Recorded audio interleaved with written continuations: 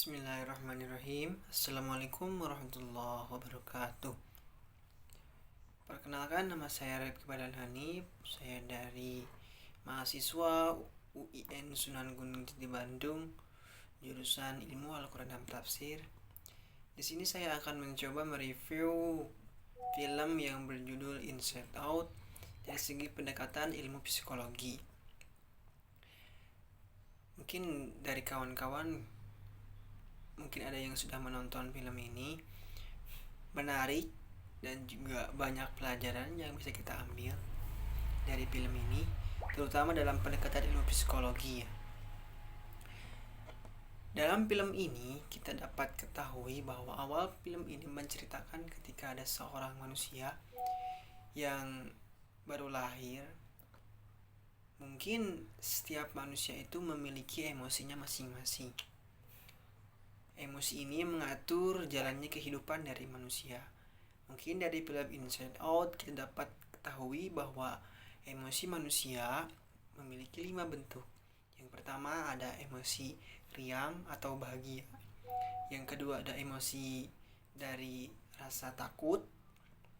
Yang ketiga ada emosi marah. Yang keempat ada emosi sedih. Dan yang kelima ada rasa jijik, emosi jijik. Nah, kelima emosi ini adalah emosi dari inti. Maksudnya, emosi ini mengatur jalannya kehidupan manusia. Karena emosi ini adalah salah satu bentuk dari pemberian Tuhan kepada manusia ini. Setidaknya manusia itu memiliki emosi marah, maka keluarkanlah emosi marah tersebut agar kembali normal. Dan apabila manusia itu sedang sedih, maka luapkanlah kesedihan tersebut, jangan dipendam, agar kembali ke dalam aktivitas yang normal kembali.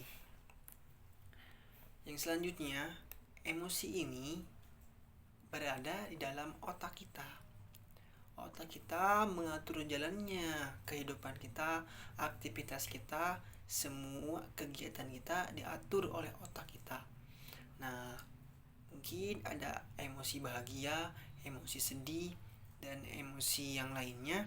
Itu ketika kita berbuat sesuatu, contohnya kita memiliki pengalaman yang indah atau memiliki pengalaman yang sedih, maka pengalaman itu akan tetap diingat oleh kita sampai kapanpun. Karena yang pertama kali ketika kita mengingat suatu memori yang terjadi atau pengalaman yang terjadi dalam diri kita, maka memori akan menyimpan. Maka ini adalah penyimpanan memori. Nah, ketika memori masuk dalam memori jangka pendek, nah setelah kita tertidur atau setelah beberapa detik, maka memori tersebut akan masuk ke dalam memori jangka panjang.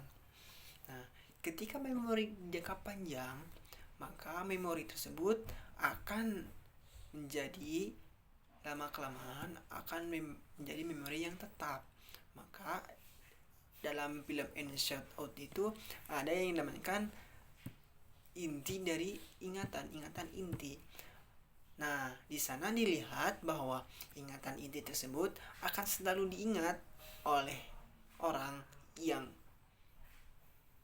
beraktivitas atau orang yang memiliki pengalaman tersebut sampai kapanpun, kecuali ada sesuatu hal yang dapat menghilangkan ingatan tersebut dari dirinya. Contohnya ada pengalaman yang lebih sedih atau yang lebih bahagia, atau bisa saja bisa amnesia.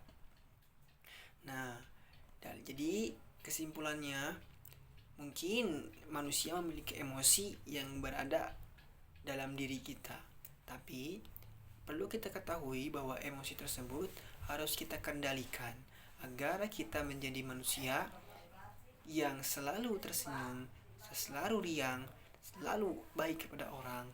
Nah, mungkin emosi marah atau emosi sedih ini wajar dalam diri manusia. Itu adalah salah satu pemberian Tuhan kepada kita. Maksudnya, tempatkanlah emosi pada tempatnya. Jangan kita marah kepada orang yang baik kepada kita. Jangan kita terlalu sedih dengan apa yang kejadian yang biasa saja. Mungkin biasa saja. Mungkin kita harus sering tersenyum agar dilihat oleh orang lain bahwa kita adalah orang yang periang dan gembira. Nah, kembali ke ingatan. Ingatan ini adalah sesuatu yang penting bagi diri kita. Apabila kita tidak ingat satu hal pun, maka akan bahagia. Sama lagi, kalau kita mengingat sesuatu tanpa adanya lupa, maka gak mungkin.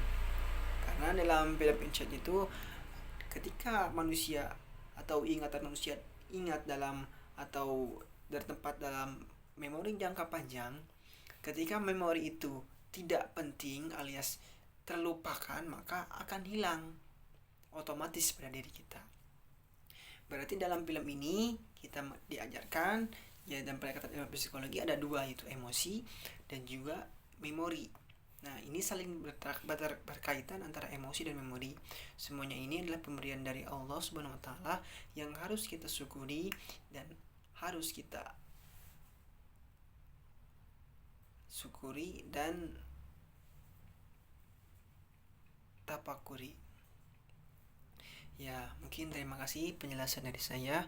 Mohon maaf bila ada kesalahan. Assalamualaikum warahmatullahi wabarakatuh.